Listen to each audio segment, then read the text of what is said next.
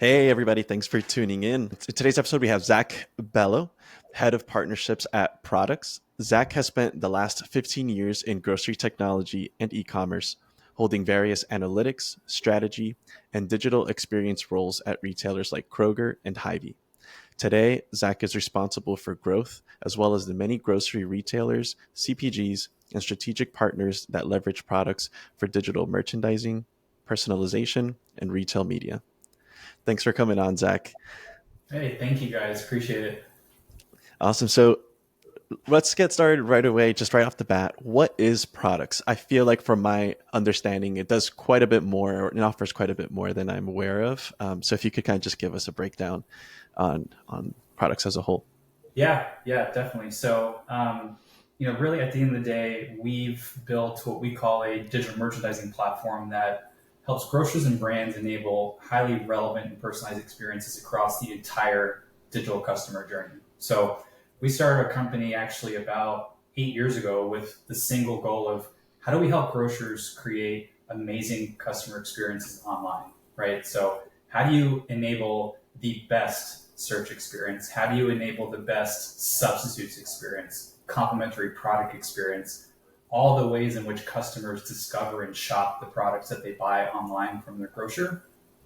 And while those experiences themselves aren't all that unique, right? There's a lot of search providers out there and things like that. The way in which we execute it is really, really unique. So if you actually just take a step back and say, okay, what do I actually need to enable a really great search experience? It boils down to just a few key components, right? So we think about it like, okay, well, first, you have to know what the customer buys, right? What products does Ben buy? Does Zach buy? Does Keith buy? That's the easy part, right? Everybody tracks and has that order history, right? But then you get down to, okay, well, what makes all those products unique, right? What are the flavors of the yogurt that you buy? What is the size of the container? What type of crust is your frozen pizza? Those individual attributes that make those products unique. Okay, so understanding that is a little bit more difficult, right? But then there's one last piece, and that's okay, how do you go find all the products in a grocer's 50, 60, $100,000 or 100,000 SKU catalog and actually match those attributes for the things that I buy? And that's really, really, really, really hard. And that's what our company does. So we actually build all of this highly standardized and comprehensive product data that allows us to understand each of those individual attributes across the entire catalog to power a really great, relevant, and personalized search experience. So, what ends up underpinning our entire offering is this really unique data set of product data that really just covers every single attribute that customers care about across every product in every category that our grocery partners sell. So, we spent all of our time thinking deeply about each product category, defining all the qualitative and quantitative attributes about all the thousands and thousands of categories to help power each of those experiences. Take any product category, take yogurt, right? And just start to think about what do customers care about when they shop for yogurt? The flavor, the brand, the fat content, the size of the container, all these attributes that our team defines on a category by category basis and then organizes and standardizes all that data in a really, really clean way. Because if it's not clean and it's not highly standardized, you can't execute a great search experience. You can't do product substitutes unless you understand all of these attributes across the entire catalog. So, in 2 words, product data, in a lot of words, all that stuff. So that's really what we focus on, is helping enable these really great customer experiences with this really unique data set of all this product data. That's fascinating. So I trust then that you are like the expert grocery shopper then now, right? Like you know what to find, what you're looking at, probably from just staring at thousands of different products every single day. It's so funny because as we've scaled and expanded, as we've gotten into retail media and all these other things, I've become such an expert on which suppliers make what products across what brands, and find myself standing in front of the shelf going, oh yeah, such and such brand makes this and such brand makes this. And my wife is like totally over it, by the way. She's like, don't really Right. care. I'm Yeah. just going to buy this thing. So Wow. Oh man, that's so cool. Um, Yeah, what is the process like for standardizing everything? It sounds like a really manual lift, and I can only picture, you know, a conveyor belt of people just kind of passing along and tagging attributes to each individual SKU. Is it anything like that, or is it totally different? Uh, Not quite. So, definitely it's manual in the sense that there's a lot of really deep thinking involved. This is not like mindless data entry. This is heavy research and a deep understanding on a category by category basis and asking questions about what is important in this product category? How is it different from others? How do you start to understand relationships between categories and the attributes within them? So, our team spends as much time, if not more, thinking deeply about these product categories and defining those individual attributes as they do building this data. Now, we've built a lot of technology that helps make that process a lot more efficient from a data building and gathering and creating perspective. So a lot of the work again goes into the thinking and how do we want to structure this and how do we, make sure that we can build this data in such a way that lends itself to a great search experience. Building things like synonyms for not just keywords but categories as a whole and building those relationships. So there is quite a bit of manual work to it, but there's also just as much automation built within the technology that our team has built to make this process efficient. So yeah, I'd say it's a little bit of both, but definitely mostly like a thinking exercise versus a mindless data entry, just kind of put whatever. It's you have to really, really think really, really hard about answering questions across each category to make sure you're organizing the right thing. Because at the end of the day, if you do it wrong, the experience is not going to be great for the customer online. So it has to be right all the time. And we have so many checks and balances that make sure that things get reviewed and audited and we're checking stuff on and on and on. And that's really the value we deliver for our branded retail partners, and that we can take that work off their plate. All we think about is product data. Our grocery partners have a million other things to go and think about. So let's take that off and let's just focus on that, which ends up turning into really great customer experiences. That's neat.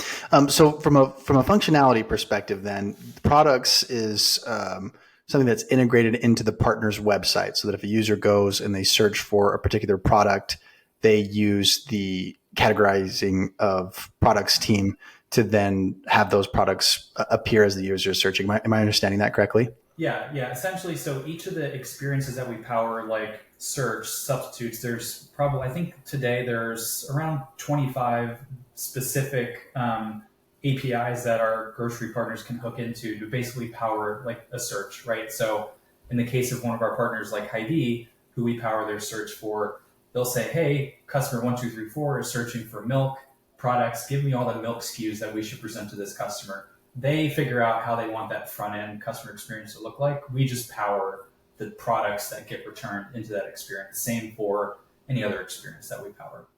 Okay, interesting. And so when you talk about sort of how the product is categorized, it sounds kind of like, a shopping product on Google Ads, like the listing that has to be layered into it and the different keywords and specifications. Is it similar to that at all? Yeah, all that product, like all the data that helps support search, that's sort of that underlying foundation that sits underneath all this stuff. So, it's very simply, hey, here's the customer ID, here's the search query in the case of the search, give me back all the products, and we're going to send back basically a list of what those things are. And then Neat. a retailer like Hy-Vee will figure out, what does that look like? How do they want that customer experience to be? But yeah, it's all the product data, the synonyms, the categories, the attributes, all those things that we clean and standardize that feeds those. How many people work at Prodx, and how many of those people are part of the brainstorming session that is attributing the correct categories, tags of categories to each product? Yeah. So today there are less than 20 of us that work at Prodx. I am one of the few that doesn't build product data. I'd say 90 to 95% of our company spends their time building and focused on this product data. We have a small team of senior software engineers, and then myself who does everything else. But the rest of our team, we call it our dataware team. Mm. that really focuses on building. It's kind of like we think about it, kind of like how engineers build software. Our dataware team builds this data that then powers all these experiences. I'm just imagining like the skill level of Excel, Power BI, and all these crazy like SQL are just through the roof in one under one roof. Is that right? Yeah, no, I mean these are, I've had the pleasure of working with a lot of really smart people, a lot of really great organizations, and the folks that I get to work with each and every day here at Products are some of the smartest people that I've ever had the opportunity to work with. Not even just from a pure, knowledge of, building software and technology, but just in the way of thinking and organizing. Like I said before, this is like so much more than just building just data in and of itself. It's taking 15 steps above it and really thinking about how all this stuff works together and becoming experts in understanding product data and aligning that to what actually matters to customers. It's insane, but it's one of the coolest things for sure. Yeah, I would imagine that you're learning just so much about how people shop, because people need to eat. People go grocery shopping every single day. Has there been anything super surprising that you've learned about the average consumer, about how they search for products or how they're choosing products over each other? Was there? I mean, you've obviously had the opportunity to now view tens of thousands of different products. What Yeah. surprised you about the way that users are searching for products? Honestly, and I've been tracking and looking at data for online grocery for the better part of a decade. So I'm not sure there's really much that surprises me anymore. But I think what's most surprising is that it's really not all that different than what you would expect it to be. Like most people search for bananas and bread and milk, and the top keywords and searches for any grocery retailer website, I would bet, are bananas, milk, and bread, and all that just general stuff. Certainly, there's a long tail of like really weird stuff that you're like, what the heck even is that? But as a whole, for the most part, it's probably pretty much what you would expect it to be. Um, but then, what gets really interesting is as you think about, how do we do a lot of work that understands and tries to figure out like, okay, how do we define complementary products within a category and across categories? What items are often purchased together that may or may not actually be complementary, and how do we start to figure out some of those things? So there really is. We see some really interesting things when you look at product affinities and basket compositions across retailers, across customers in different regions. I'll learn that, hey, maybe most people buy jelly with peanut butter, but there's also a lot of people that buy marshmallow fluff with peanut butter, and that was a thing that I didn't know existed until like 2 months ago. Um, so there's a lot of really cool stuff you can understand, like when you start to look at all this data as a whole. But there's just so much data to look through and to understand and to really put into use, not just for the purpose of creating great customer experiences, but understanding customer behavior and patterns and things like that. That's so interesting. So, for the audience, I am actively involved in leveraging a couple of different retail media networks, and um, one of the things that stands out to me the most is like just to everything that Zach was just saying, the products are tagged in such a way that it's like so efficiently done. It's really not being done anywhere else, and it's got me thinking like one of the biggest focuses that I feel like most platforms and retailers have focused on historically is the actual user itself. So building audiences, like what does this individual person shop for? But now that we're talking about this, it's pretty much just revealing like if you just focused on the product that's being purchased, you could learn so much about the person itself and all the vast audience, the vast audiences that are available in general to be targeted. It's kind of like almost reverse engineering, instead of taking the hard work of Mm-hmm. identifying each individual user's likes. You're almost just identifying like what does a user like, and how can we target that user by selling them something maybe similar, or maybe just advertising something that they're more likely to purchase. Mm-hmm.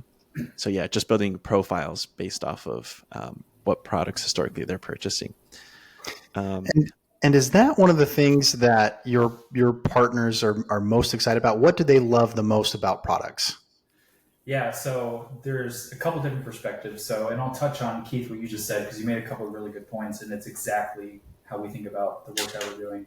So, from a grocery retailer perspective, and I kind of touched on it a little bit earlier, like there's a lot of work that is involved in maintaining a product catalog, not just from a hey, we have SKU 1, 2, 3, 4 in stores 5, 6, 7, 8, and 10, but all those attributes which for the most part don't exist at least in a comprehensive and standardized way. So we take a lot of work off the grocer's plate to manage that product catalog so that it can be used for great experiences. So that's one thing.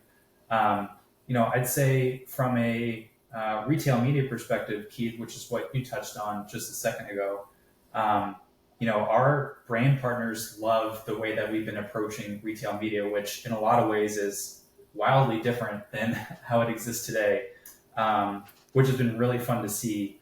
For example, one of the key things that we do from our retail media offering perspective is, unlike most platforms today that charge brands on an impression or a click, we only charge brands when we actually drive a sale for them online. Oh, So it's a cost per huge. conversion model, which, when I give these demos to brands, and today we have over 100 brands utilizing our platform today, which from a retail media perspective, we only launched about a year and a half ago. When I give this pitch to them and I tell them that it's pay per conversion, they're like, wait, there's no way. Like, what's the They catch? just Like, light there's up. no way this. And it's like, honestly, it's hard because it's like, it sounds crazy when you say it, but it's like, once you start to use it, once you start to see it, and then Keith, to your point, we like to say that we kind of fell into retail media by accident. We didn't build this platform with the thought of ever monetizing it from a retail media or advertising perspective. What we realized was, hey, if we already know all the products that each individual customer buys and all the things about those products that we like, we can use that data to create better sponsored product experiences for brands. So, to your point, only show my products to customers that are most likely going to buy them and show them the one that they actually are going to want to buy. But how do you ultimately make that a better experience for the customer so that if I go and search for milk, I'm not going to get an ad for Milk-Bone dog treats? Like, that's terrible for the brand, that's terrible for the retailer, and that's terrible for the customer. So we think for the first time we've introduced this scenario where both retail media and advertising opportunities for brands and the experience for the consumer all kind of get elevated at the same time because it's powered by this really deep understanding on a consumer by consumer basis, what actually matters to them, which to that point allows us to actually sustain a cost per conversion model because we're essentially saying, hey, um, we're so confident in the fact that we can show the customer the right product that we'll only ever charge you if we actually drive a sale. And it was one of the things that we said at the very onset of this platform was, okay, that does sound really crazy. Can we actually sustain it? Does it actually work? We really didn't know before we launched it, but we felt really good about it. And now we sit here a year and a half later and go, yeah, that kind of works. And it's really fun. And brands love it, and we love it, and our retailers love it. So it's been a really fun journey. yeah, for a little bit more context too. So I've been able to work within the platform, and without getting too specific, one of the brands that, or I should say, one of the retailers that has recently transitioned onto Prodx. Um, I was essentially like running the ads for one of the brands that was available on said retailer, and the performance pre versus post the transition is night and day. I think the return Really? on ad spend has, if I had to guess what the pre number was, if I can remember it correctly, it's at least doubled, if not tripled on return on ad spend. And the scale that's available is, I don't even know yet. It's actually the answer to that because, of course, we have to kind of increase our investment to really test the waters. Um, but yeah, we had not so much scale, or we might have already kind of been close to our ceiling in the past, and we also had a ROAS that was, you know, a third of what we're driving now, and so really speaks to the success of the platform and what you guys are building over there. So super, super cool. I, I love that model so much where it's just, based on performance, the actual software's capability to deliver on what it promises it will deliver on. And, I think the very fact that you've been able to produce the results that Keith was just talking about is a testament to, how when that model works, it's a win for everybody.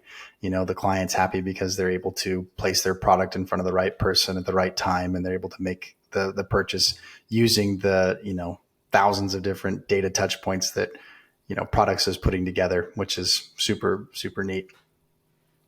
So am I missing anything when I say the so basically what I would like to know is like if there are any other offerings that Prodx offers that are different from the search platform and the element of building out the kind of overall list of products available within a given retailer and building out that database. Are those the main two components, or are there other offerings that Prodx offers? Yeah, so there's actually a third. So we've covered off on retail media, we've covered off on the experiences, we've covered off on the underlying set of product data. The last sort of component of our offering is exactly that. So when we work with a retailer, more recently, I'd say probably in the last 3 to 3.5 years, we've built some tooling that sits on top of the experience. We call it our Aisles app. It's more or less a digital merchandising tool that basically allows the retailer more fine control over the experiences themselves. So if you think about how a merchant would go into a physical store and want to merchandise a shelf, right? They maybe would want to put a national brand here, a private label here.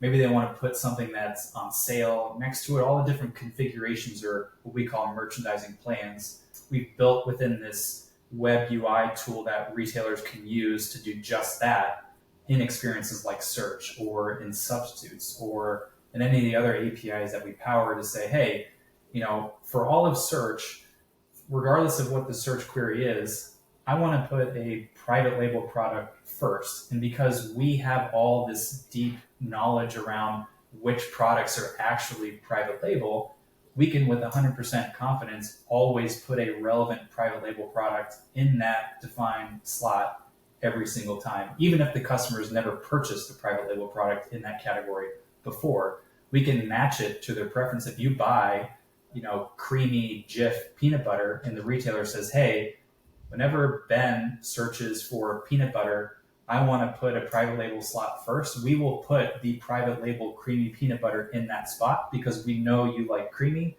and the retailer says, hey, put private label there. So they can use this to modify and control those experiences. They can use it to A/B test experiences. Maybe, Ben thinks that a private label should go first, but Keith thinks that a past purchase should go first. Well, split them 50-50, let them run for 2 weeks and see which one drives the most sales or which one drives a better margin for the retailer. All the different KPIs and data that we collect in the platform that allows digital merchandisers to understand the best way to build these plans that ultimately reflect in the customer experience. And when they go in and they organize those, are they able to organize the audiences by demographics? So, for instance, users who are college age students versus, family homes, are they able to tailor their targeting based on audiences, or is it truly just kind of based on how the user is creating it? Because what I'd be curious about is, if I'm a college student and I'm shopping, it's definitely going to be much different than how a family shops, but there's probably some overlap in terms of the types of products that each group is going to purchase.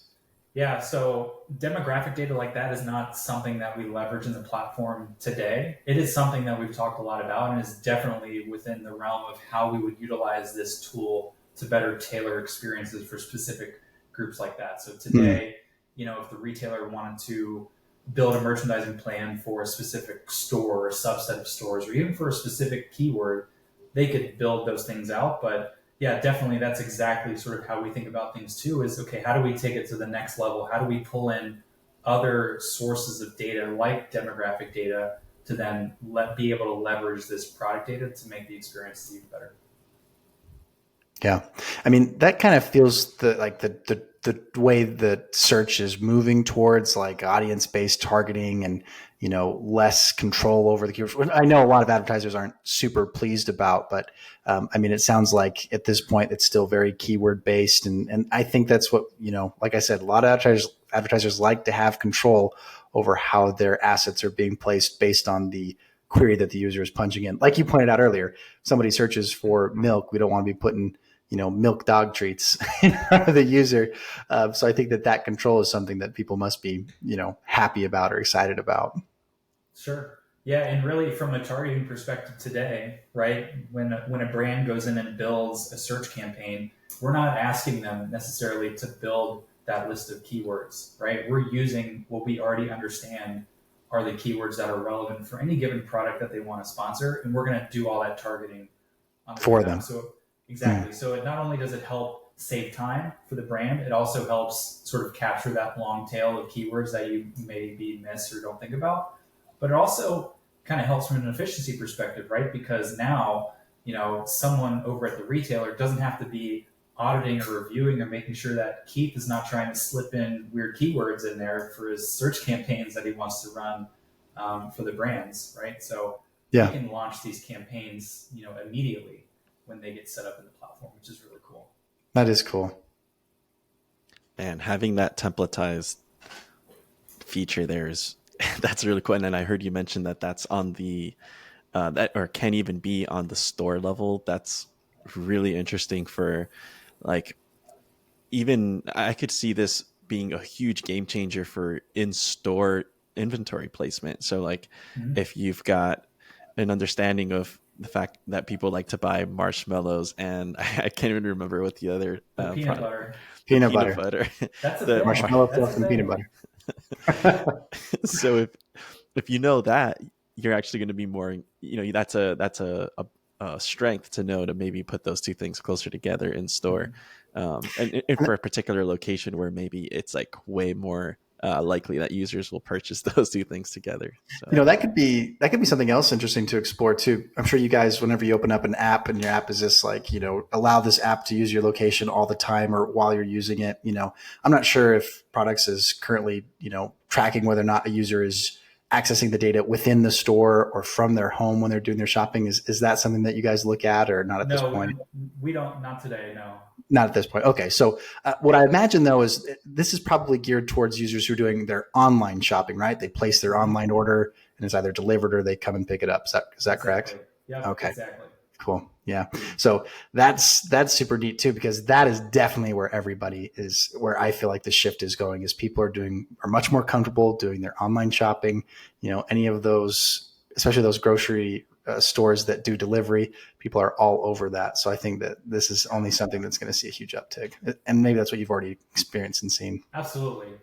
We've just hardly, I believe, scratched the surface with what we can do and how we can leverage this really unique product data set that we have, coupled with all the behavioral data, all the customer preferences, all the basket compositions, all the crazy things that we can start to look at to learn and understand, and ultimately create value for the brands we work with, create value for the retailers that we work with, and then ultimately just help make better experiences online for customers as they shop for their groceries. So I have another data question about the products that you observe. So we know there's some staples, your milk, your bananas. Are there any products, outlier products that you see like a trend, an upswing in where like, wow, this is rising in popularity, or there are products that maybe fall off the radar that users aren't shopping for as much? Anything interesting there that you've observed? Um, Nothing that I can think of.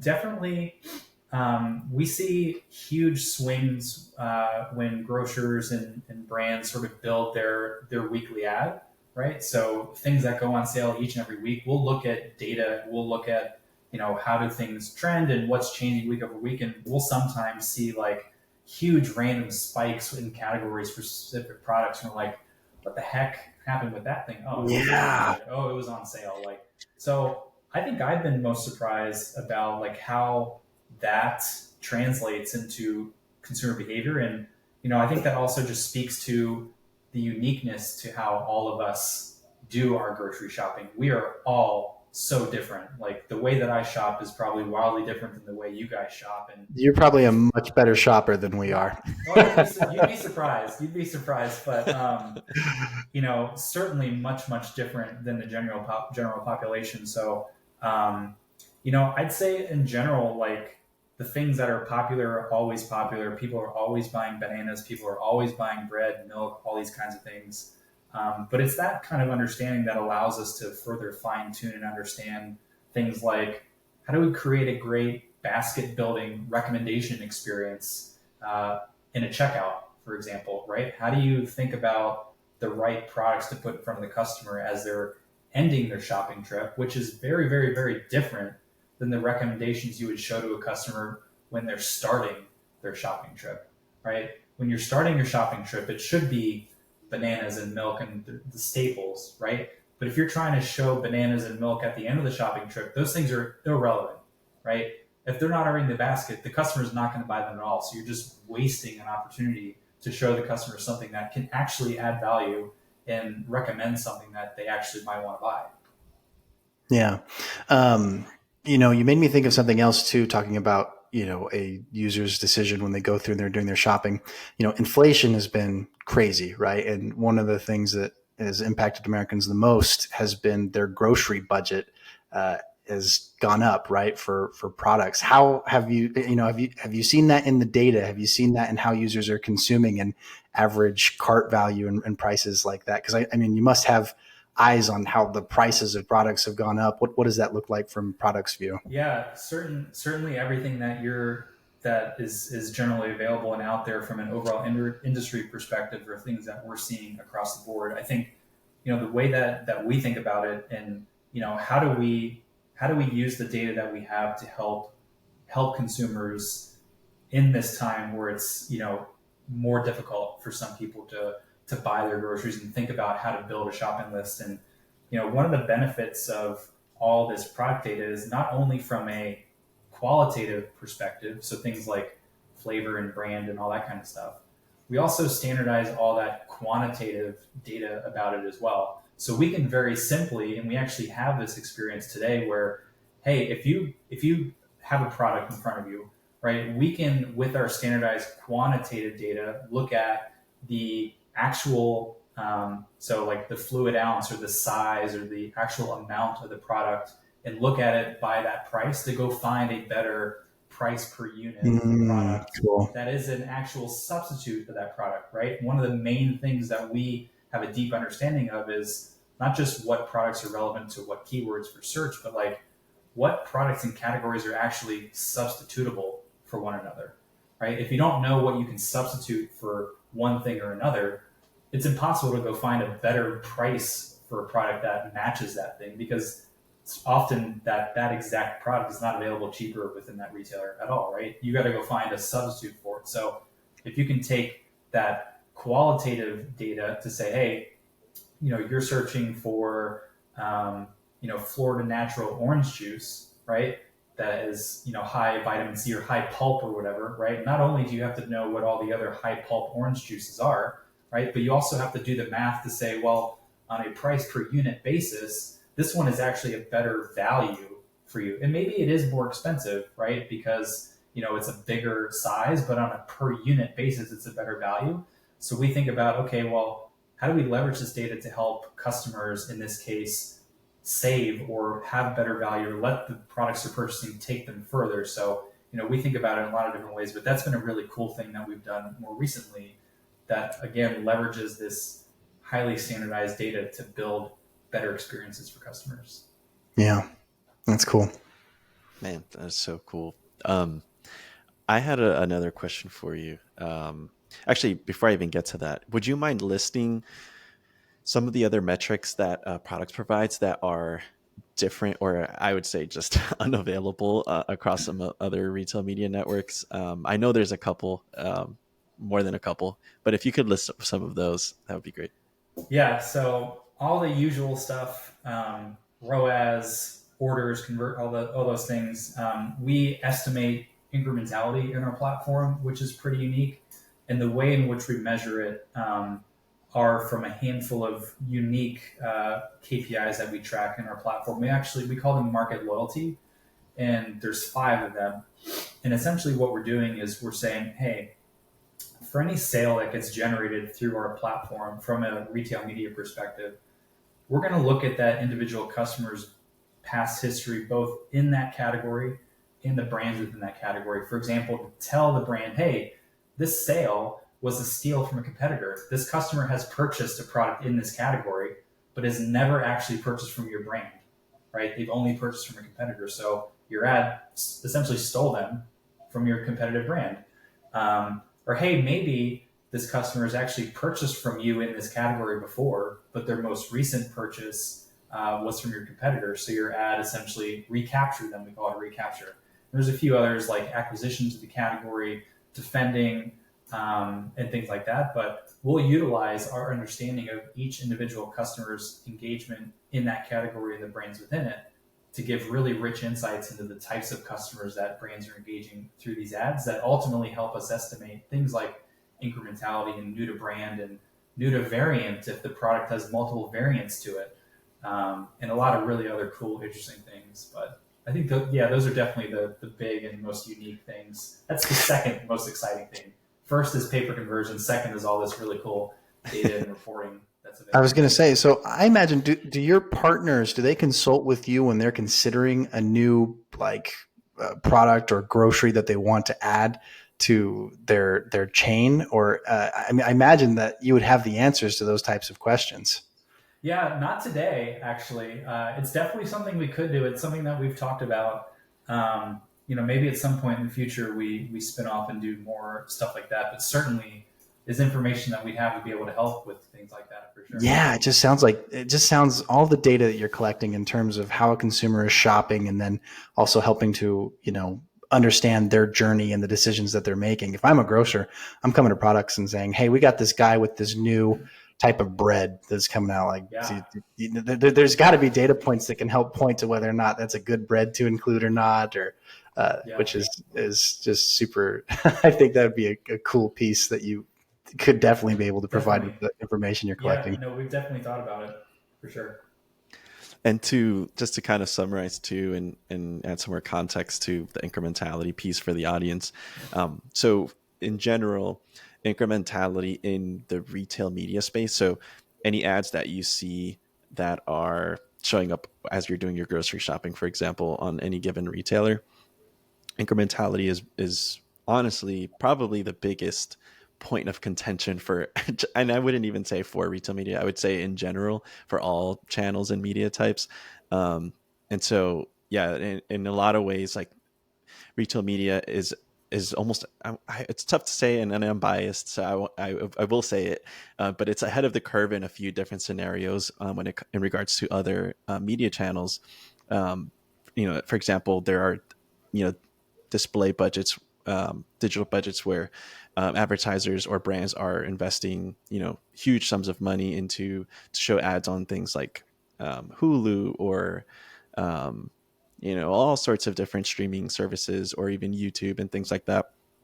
But it's really hard, and they pay a lot of time. They pay a lot of money to be able to track the success of those types of ads, by using those third party, MMM uh, modeling companies. And so it's really, really nice to be able to get those incrementality features. And it's not something that exists across a lot of the other platforms. I would say it barely exists across any platform at this point in time. So it's nice that Products has that built out, and it's really a huge value proposition, and it helps a lot of agencies really kind of justify the kind of means to invest in things like sponsored products, where search ads exist on retailers, and just helps really kind of drive that story home. So really nice to see.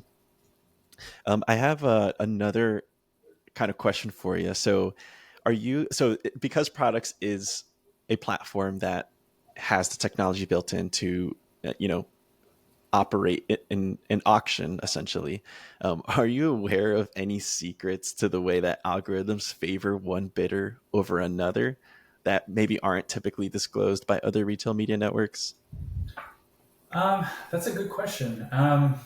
Not that I can think of. I mean, we've always been extremely transparent with how our auction runs, and our goal ultimately centers around how do we provide the best experience for the customer. And it's running a true second price auction and making sure that the actual relevancy of the product is what is going to play the biggest role in how things sort of shake out, in addition to bidding and stuff like that. But um, I can't think of any specific thing that I've come across in my experience, and that's not to say they don't exist, but um, our position has always been, hey, let's do what's best for the customer, let's do what's best for the retailer and the brand, and just be fair the whole way around. There's no like secret or hidden thing to our algorithm or anything that Yeah. exists to make it funky. But yeah, When I think about that response, I immediately think like, of course you guys are transparent because you're doing it the right way. And so it makes me instantly think like, if this is how Products is doing it and it's fully transparent and this makes complete sense, and I know that other platforms aren't doing this, like what are they doing? Like where are the favors or the favoritism, like where is it seeping into the auction, and yeah, how is that playing into which advertiser wins the bid yeah, at any given point in time? Those factors are just muddier than ever for me in my own head. And I've been doing this for years, so I thought I kind of understood it, but when this new kind of element was introduced to me, it, it makes me realize I had no idea all along. yeah. What's cool about all this stuff too is not even just from a retail media perspective, but when we talk about sort of how our search offering, for example, is different than others that are on the market. This is not some magical black box that is so complex that nobody really understands like how it works. Like our team can pinpoint exactly how and why something gets returned for any specific customer, and we can explain it, whether it's a retailer, a customer, or even a brand from a retail media perspective. So, just kind of leaning into that whole transparency piece, like, I think a lot of it in certain cases is just like, well, the platform does what it does and nobody really knows why. Like, no, we've built this in such a way that we like, if you ever had the opportunity to talk to some of our data work folks about product data at all, it would like absolutely blow your freaking mind, because they just know, like, they've spent hours talking about the importance of like grit in the category of sandpaper. Like that's the level of detail we get into when we're thinking about, okay, well, what do customers care about? Well, is it grit? Is it this other thing? And okay, well, let's talk about that. Let's figure out like how do we organize it? How do we think about it? So um, yeah, like the deep knowledge and understanding, I think, is one of the major benefits that allows us to not only build these experiences and this technology, but do things like be more transparent and talk about how it works and how it benefits everybody. Hmm. Yeah. So I think what I'd love to hear next about is sort of the vision. Where's Products going in the next 5-10 years? What's kind of the vision for growing this out? Obviously, have an incredible service and platform, and it's working well. So what does the future hold? Yeah, definitely. So I think, short term, we are today, we're focused exclusively on grocery. So we support a number of top 15 grocery retailers today from both an experience and a retail media perspective. I mentioned earlier our retail media offering is relatively new compared to the rest of our offering. So we'll continue to expand retail media across our grocery partners, as well as hopefully new partners here in the future, as well as the brands that are utilizing it today. So short term, we'll continue to expand and focus on grocery. I think long term, what's really interesting, you mentioned a lot of really cool opportunities that we've thought about in the past around how do we help create additional value for grocers, right? So is it product development? Is it insights for brands? All these other things that are just byproducts of having all this really great data. Definitely things that we think about. But the other thing that's really cool is like building product data applies to way more than just grocery, right? You could do the same thing for apparel and automotive Hmm. and Wow. home improvement and whatever it is. So as we think about how do we take this approach from a product data perspective that's focused today primarily and exclusively on grocery, and how do you think about that from a different vertical perspective to help power experiences over there, which all in some ways will have their own set of unique opportunities and challenges. But the hardest part is building sort of the foundation and understanding how to organize and structure this data. Powering the experiences and technology that sits on top of it is the easy part, right? So, we've been doing the hard part for almost a decade now, and we've kind of perfected it over time. And then, it'll be a part of thinking through like, okay, well, do we want to get into home improvement? Do we want to go get into automotive? It applies everywhere. So we'll just kind of think strategically about where we might want to go next. But I think for the foreseeable future, we'll continue to focus on grocery exclusively. It's where my passion lies. It's where our team's passion lies.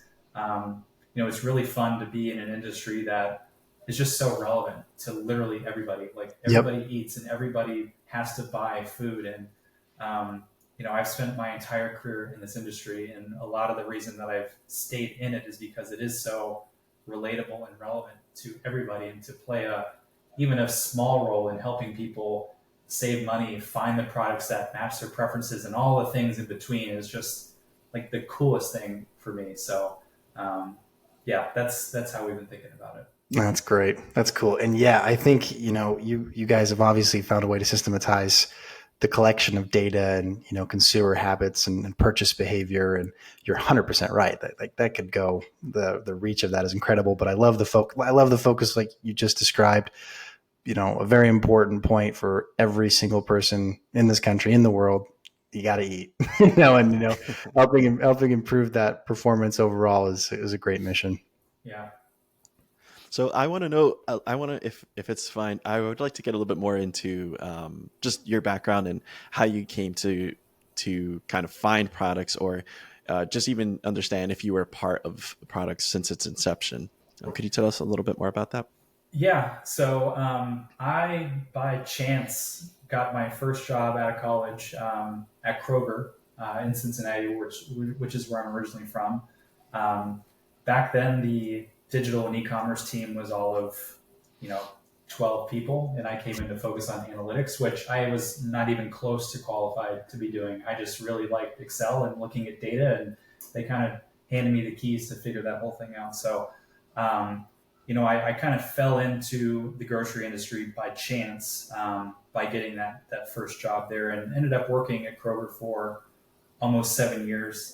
From there, I went to Hy-Vee, which is a super regional grocer based out of Des Moines, Iowa.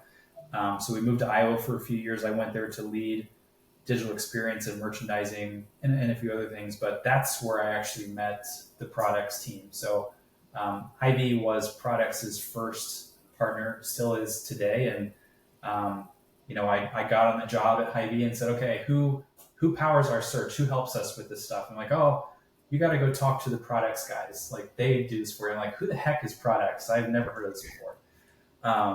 So I tell this story often, so I'll tell it quickly. But Brody, our founder, they said, you got to talk to Brody. He'll tell you about how Prodx works, what they do for us, all that kind of stuff.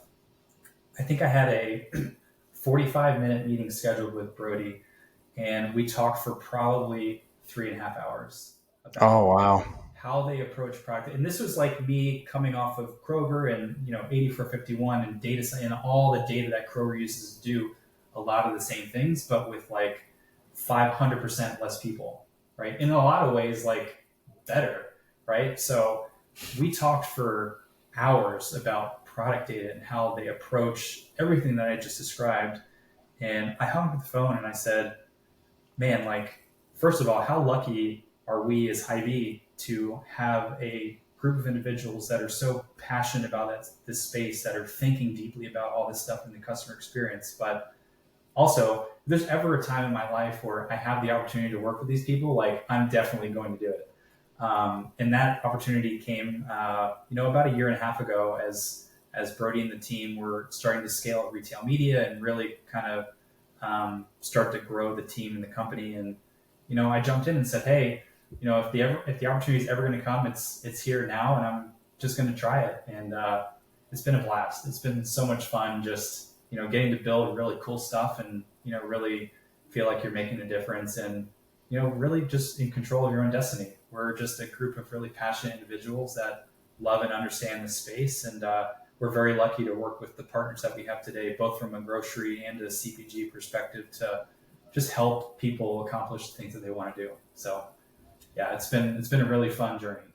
That is a fun journey. Oh, what a cool, when Keith was describing this to me, I think there are very few people that really understand this space. I think more are becoming aware of it as they become more familiar Yeah, with online shopping, but there's so much that goes in behind the scenes to help enhance a user's experience. And fairly recent developments. And, it's, I feel like it's something that the technology and the capability is just becoming more and more powerful. And it's funny that I don't feel like many people know behind the scenes what's going on. So it's a really cool space to work in and yeah. be a part of. And then certainly for us to come on and learn more about it has been great. Yeah, unless you've lived it and like felt the pain of not having the right data to power great experiences, like it makes no sense. Like nobody thinks about it. Like everyone thinks it's a technology problem. Like, okay, we'll just build better technology for search, build better technology for substitutes, but it's not technology. Like the technology is such a small piece to how this stuff works. If you don't have the data, you Mm. cannot do a great search. You cannot do any of these other things. And when I saw that this is how this team was approaching these things, I said, "There's something special here," and they certainly have got it figured out. So Totally. When I when I first was introduced to products in general, one of my like final thoughts as I like took my mind off of it was like, man, why didn't I think of that? It was like that is such a good idea. I feel like I have that idea every day. Why didn't me I think too. of that? Me too. And then I learned more about it, and I'm like, okay, I didn't have a remote idea of what it actually was. I was just like mostly thinking about how like why didn't I come up with my own platform that has all the metrics that I ever need in one place, Yeah. but not all Yeah. the other really important stuff like actually fleshing out the merchandise and the tagging of the names of the products and all their attributes. So, um, but yeah, I had a few more, but I know we're kind of running up close at time here. I don't know, Ben, did you have any other questions for Zach? No, I think this was great, Zach. Really appreciate your insight, and it's just fascinating to me. Obviously understanding it a little bit further, like I touched on earlier. But you've got a cool operation going for sure, and just really appreciate you coming on and sharing your insights. Yeah, absolutely. This has been a blast. Thank you guys so much for the opportunity. It's been a lot of fun. Yeah. Awesome, awesome. One quick thing, well, two quick things. One, could you just let the audience know quickly which retailers are currently available on products? And then if you could also just let us know where users can go ahead and follow products, where they can get in touch, any social media channels, things like that. Yeah, so today, from a digital experience perspective, we work with Hy-Vee, Wakefern, Meyer, and Giant Eagle. From a retail media perspective, we're still working with just Hy-Vee at the moment. Our goal is to expand retail media across some of our other partners that I mentioned, hopefully throughout the course of this year. But if you want to connect with us, feel free to connect with me directly on LinkedIn. I'd be happy if you end up going to our website, you will find absolutely nothing, which is partially on purpose and partially because we just don't have time. But yeah, you won't find much else outside of this on our company, but feel free to reach out to me directly if there's anything that we can ever do. Awesome. Well, thank you again, Zach. This was a blast, and I really enjoyed learning more about products. It's one of for me personally, the most exciting new platform, new tech, and just team in general. The approach is super cool to have learned about, and yeah, excited to work together more in the future and see what else you guys come out with. Awesome. Thank you. Exactly. Thank you.